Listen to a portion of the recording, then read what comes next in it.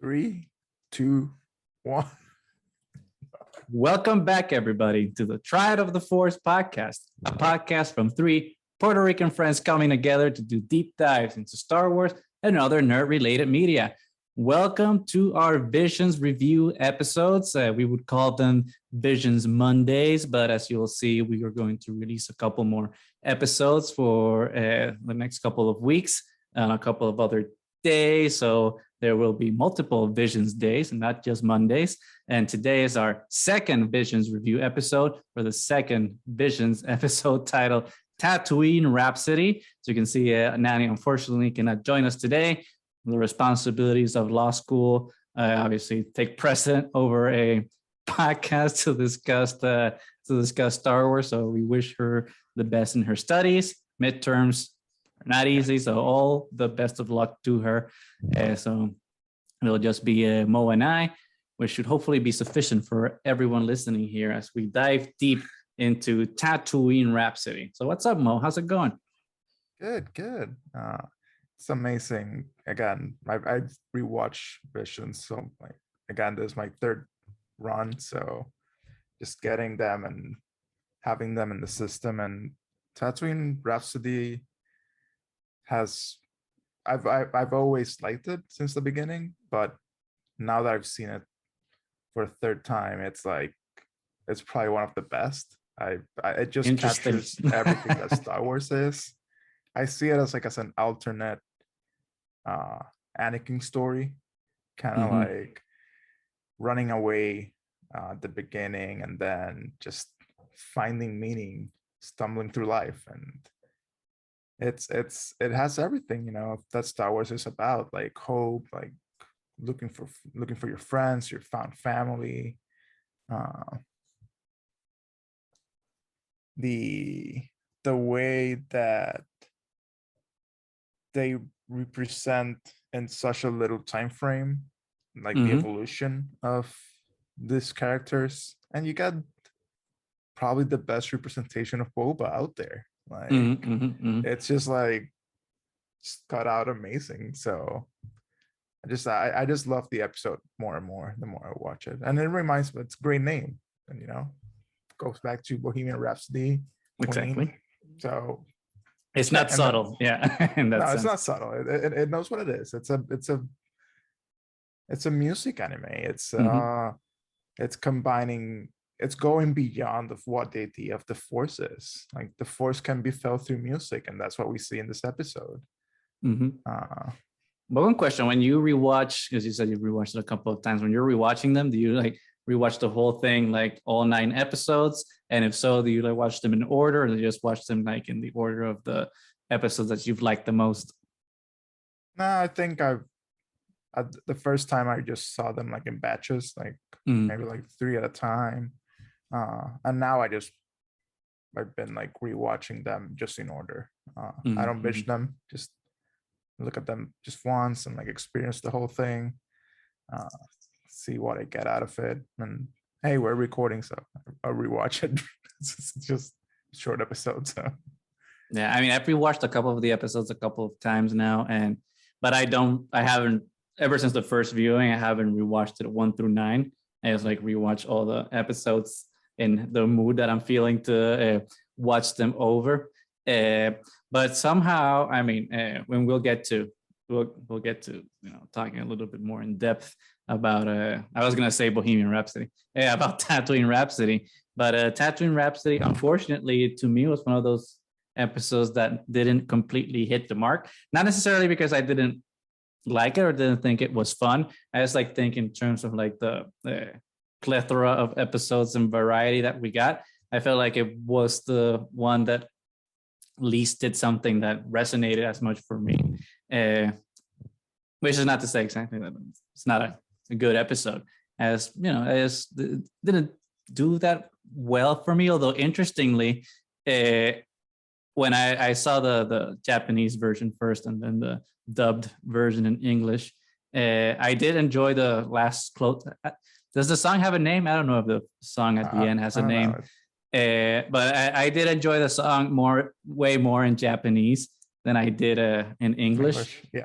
and it was Joseph Gordon-Levitt, I think, was the English voice for the main character, which I thought was interesting. But yeah, the English version just didn't click for me. I absolutely preferred the Japanese version of that. But I don't know. Something about I did appreciate that it's the only episode of all 9 that kind of directly ties into Star Wars characters. You know, obviously by bringing back Bib Fortuna and Jabba the Hutt and Boba Fett, and obviously be placed in Tatooine in the Mos Espa arena, right, where the pod races were held. So that was kind of a fun nod, right, to kind of go back into that world of the super familiar Star Wars universe. But I feel that as fun as that was, it kind of demystified the episode in a way that all the other episodes were mystical, just because they were so unknown in their setting, that not that it hurt it so much, but it just kind of sets it apart in a kind of different group of on its own than the other 8 episodes I feel inhabit. I don't know. What do you think?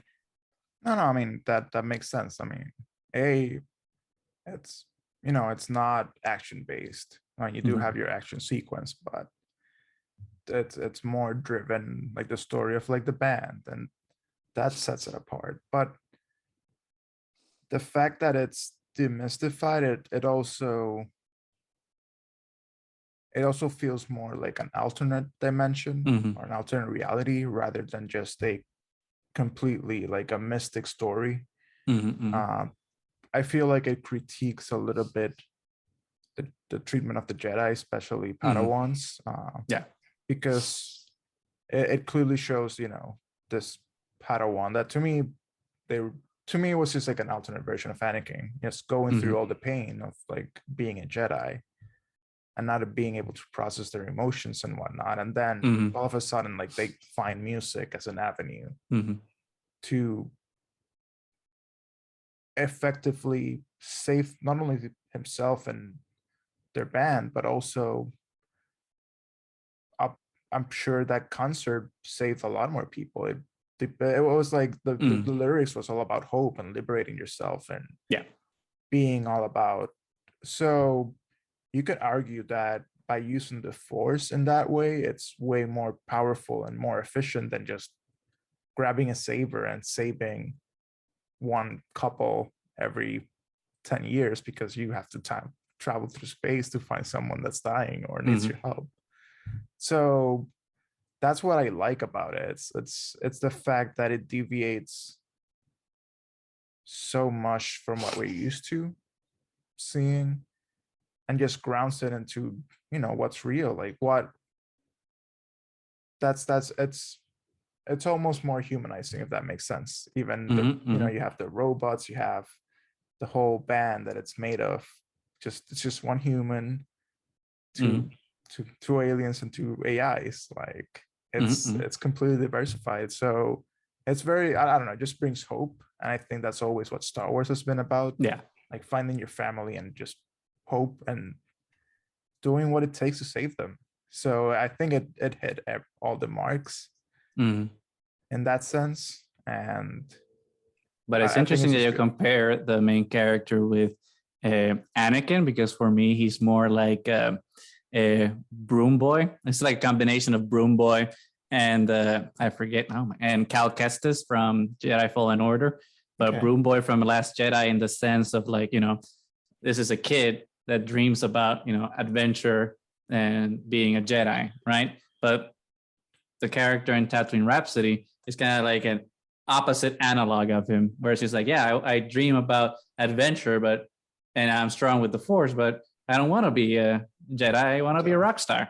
And I want to fulfill my destiny doing the thing that makes me happy. And what makes me happy is to make music and make people happy through my music. So I think that's the interesting thing about it. And I think it's analog to Broom Boy, not just because they're kids with dreams, but because where Broom Boy excelled in terms of storytelling in Last Jedi is that anyone can be a Jedi, right? And here, the character from Tatooine Rhapsody, the point is like anyone can be great. Yeah. So it's kind of like the same type of lesson but applied in a different lens. And obviously the Cal Kestis stuff, because Order 66, and then he has to find like a different path and all that Star Wars goodness that that is prevalent in all the storytelling, but in a completely different way, and like repurposing his lightsaber to be a microphone. I think it was like weird and out there, and he's like, hey man, it makes you happy, go for it, as long as you're liberating your friends, that's all that matters. And a Hutt space slug playing the bass guitar, that was weird. I appreciate it. And if there's something that Star Wars needs, is absolutely more weirdness. And it's always nice to exactly see characters that are always stereotyped to be like a certain role, like the Hutts, being vile gangsters because they're space slugs. Which it's kind of like, oh well, so if you look like a slug, you're a bad guy. But then being like, no, I mean, there can be a Hutt exactly that just wants to be a rock star, and it's a nice guy and cares about his friends. So like I like this. I'm like, yeah, because not racist and how you look are not a definition about who you are as a character. So like having a Hutt be a good guy, a good thing in my book for sure, especially when playing those sweet bass guitar licks. Yes, amazing. And honestly, the best representation of Bit Fortune I've seen on all Star Wars. Just who thought he could be cute? Yeah, this laughing like with a smile with the little beady eyes. Yeah, love it. I just loved all those like little details about it. Like it just put it's the episode that just put smiles on me. Like I don't think any other episode did that. Yeah, so. I know one that did. Toby, TOB1. Yeah, no. But it's just like the cuteness of it, and like just the putting out there that to be great, you don't have to be a Jedi, magical wielding space wizard. You can just play your music and make sure you got your friends' backs, and that's the beauty of Star Wars. That's what it is all about, the found family. So yeah,